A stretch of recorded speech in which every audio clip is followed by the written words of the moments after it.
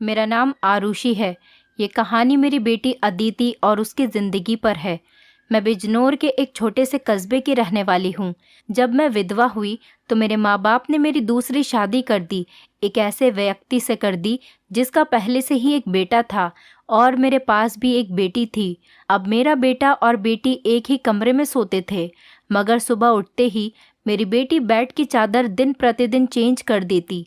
फिर मुझसे छुप छुप कर पुरानी चादर धोती और खुद नहाने चली जाती। कई बार तो मेरी बेटी बेहोश भी हो जाया करती थी। वो दिन ब दिन बहुत कमज़ोर होती जा रही थी।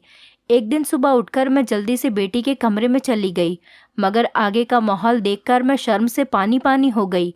दिल से एक यही बात निकली कि भगवान ऐसा मंजर कभी किसी माँ को न दिखाए, क्योंकि वहाँ मेरी बेटी और बेटा। मैं शादी के 2 साल बाद ही विधवा हो गई थी। उस वक्त मेरी उम्र 18 साल थी, क्योंकि मेरे माँ बाप ने मेरी शादी 16 साल की उम्र में ही कर दी थी। मैं अपने माँ बाप की इकलौती बेटी थी, मगर मुझे ऐसा लगता था मैं उन पर एक बहुत बड़ा बोझ हूँ, मानो जैसे कि मैं उनकी बेटी ही नहीं थी।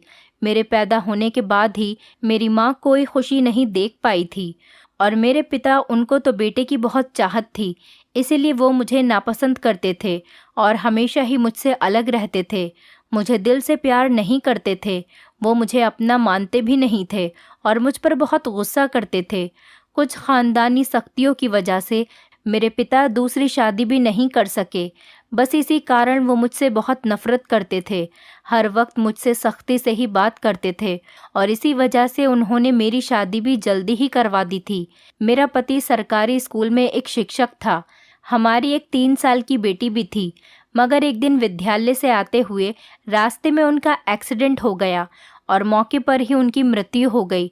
वो भी मेरा साथ छोड़ गए। वो दिन मेरे लिए किसी कयामत से कम नहीं था। मुझ पर तो परेशानियों के पहाड़ ही टूट पड़े थे। कुछ दिन गुजरने के बाद मेरे सास ससुर ने भी मुझे मेरे माँ बाप के घर भेज दिया। शायद उन पर भी मैं बोझ ही थी। वो भी मुझे अच्छा नहीं समझते थे। उनके ख्याल से मैं मनहूस औरत थी। मैंने ही जैसे उनके बेटे को मार दिया हो। फिर मैं चुपचाप अपने माँ बाप के साथ उनके घर आ गई। मेरे माँ बाप ही मुझे बोझ ही समझते थे। मैं अपनी बेटी को सीने से लगाकर अकेले अकेले बहुत रोती थी। फिर कुछ दिन बाद मेरे माँ बाप ने मेरी दूसरी शादी कर दी, एक ऐसे व्यक्ति से जिसका पहले से ही एक बेटा था और मेरे पास भी एक बेटी थी। हम दोनों एक जैसे थे, इसीलिए हमारी शादी हो गई, वरना मेरे तो अच्छे रिश्ते भी नहीं आते थे।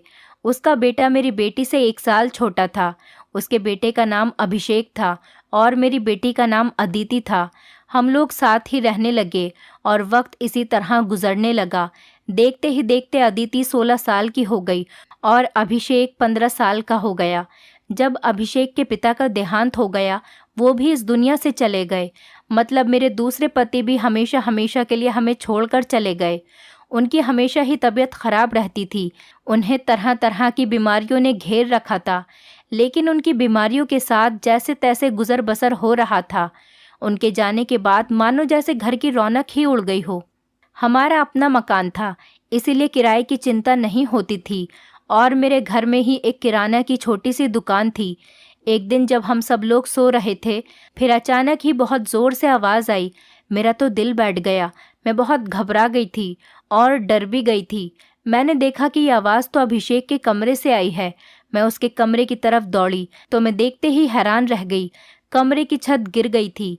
ये देखकर मैं घबरा गई। मुझे डर था कि कहीं अभिषेक तो इस छत के नीचे नहीं दब गया। जब मैं करीब गई और मैंने जाकर देखा तो अभिषेक वहाँ नहीं था। वो बाथरूम जाने के लिए उठा होगा, इसी वजह से उसकी जान बच गई, क्योंकि उसके कमरे की छत गिर गई थी। मैंने ईश्वर से धन्यवाद किया कि ये तो अच्छा हुआ कि अभिषेक को कोई चोट नहीं आई। अगर उसको कुछ हो जाता तो मैं उसके स्वर्गवासी पिता को क्या मुंह दिखाती। लेकिन अब हमारे पास इतने पैसे नहीं थे कि हम उस छत को दोबारा डलवा सकते। कमरे का तो कबाड़ा ही बन गया था। सारी छत गिर चुकी थी और हमने उसको उसके हाल पर ही छोड़ दिया। उसके बाद मैंने अपने लिए अपना बिस्तर रसोई में ही डाल दिया और कमरे में दोनों बच्चों को सोने के लिए कहा, क्योंकि बाहर तो बहुत ज़्यादा सर्दी थी और बाहर कोई सो भी नहीं सकता था। और कमरे में एक बेड और एक चारपाई ही थी। 2 लोग भी बहुत मुश्किल से सो पाते थे। अब वो दोनों एक ही कमरे में सोते थे। मजबूरी थी, क्या कर सकते हैं।